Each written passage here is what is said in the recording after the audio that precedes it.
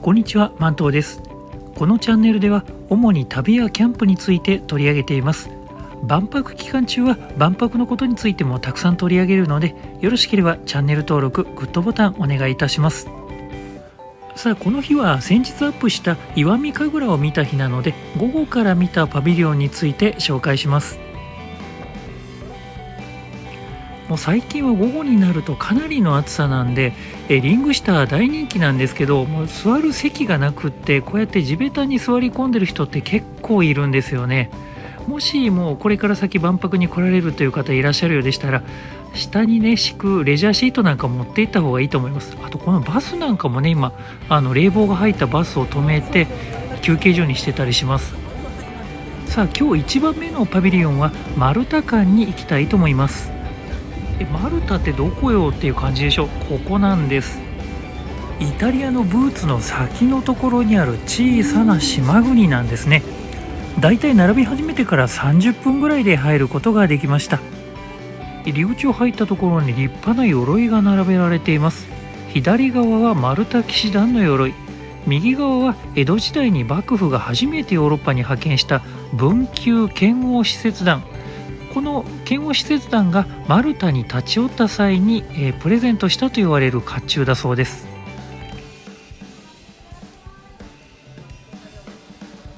このマルタ館、そんなに大きくはないんですけど、さまざまなアートですとか遺物、複製になるんですけども、そういったものがたくさん展示されています。この白い柱のようなものはマルタ島のキップスと呼ばれているもので、フェニキア文字とギリシャ文字で書かれた碑文がこの台の下にあります。これはマルタ島のロゼッタストーンだと言われているそうなんです。この石板にはコーランの一節が書かれています。マルタ島は9世紀から12世紀の間、イスラム帝国に支配されていました。そしてこれは新世紀時代に作られた女性の像なんですけど、首がないんですけども、首をすげ替えて儀式に使っていたんではないかと言われているそうです。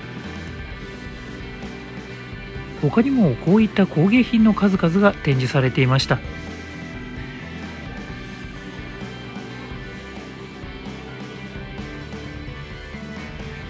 最後にこのイマーシブルなマルタ島の自然を見て終わりです。これ結構迫力ありましたよ。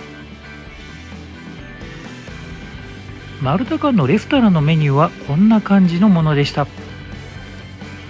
他にもテイクアウト用にプティーラというサンドイッチも売られていました。これめちゃめちゃ美味しそうですよね。マルタ館の感想です。このマルタ館がある通りってめちゃくちゃ人通りが多いんで、すぐに混むんですよね。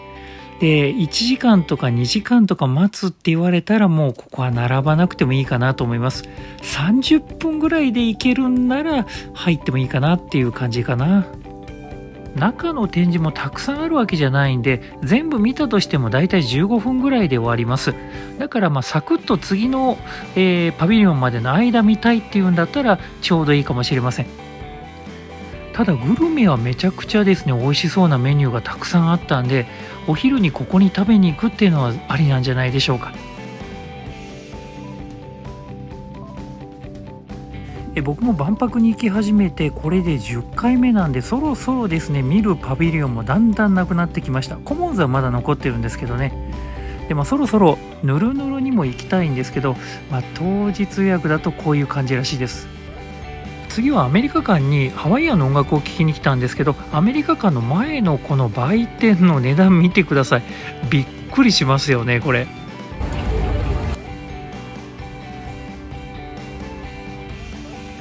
僕は買うのは諦めました。ライブを待っている間に当日登録を試してみたんですが、ちょうどですね、命の未来の予約を取ることができました。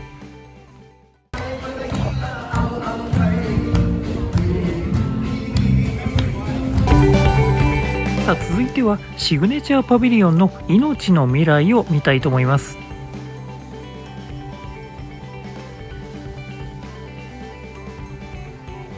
このパビリオンの黒い壁に沿って水が流れているんですけど、並んでる間にこの水がですね、ちょうどかかってくるんですよね。これが結構ね、靴履いてるとびちゃびちゃになりそうになるんで、気をつけないとまずいです。このパビリオンのテーマが AI やロボット技術と人間との共生ということになっているので、もうあちこちで AI、ロボットがたくさん出てきます。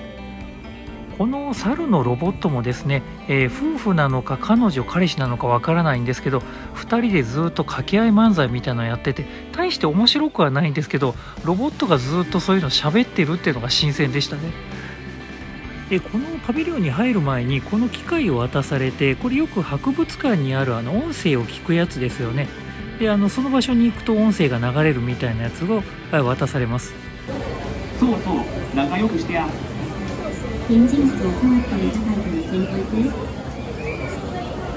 ロボットってすごくクールでシャイなんだよ。知らんけど。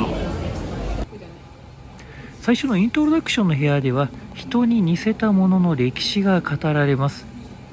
土偶から始まって埴輪、仏像、能面、人形浄瑠璃、そして最新の AI 人形まで、それぞれ人の思いが込められているということが語られます。さあ、この上の世界はロボットや AI が十分に普及した2075年の世界です。その前にこの猿がバイバイって言ってくれるんですよね。妙に人間っぽいのは、もしかして人力でやってたりするんですかね。ここで見せられているのはある一家の記録なんですね。そしてこのある一家が大事な決断をしなければならないことになります。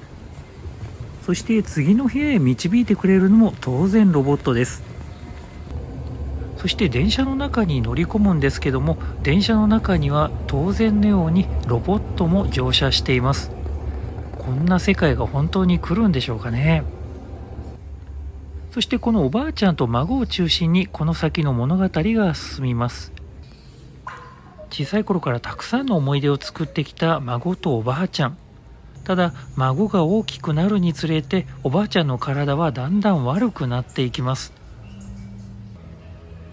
そして孫が大人に近づいた時、とうとうおばあちゃんはある決断をしないといけなくなります。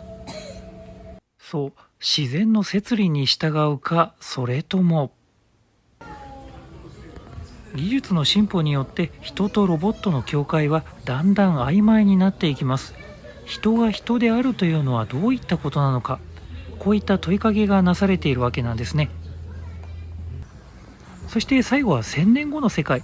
人と人間の境界が完全に取り払われた世界。一体その時に私たちは何を見るんでしょうか。売店ではこんなものが売られていました。そしてこの物語に出てきたおばあちゃんと孫が暮らしている2075年の世界は一体どうなっているかという未来の世界の予想がここに書かれています。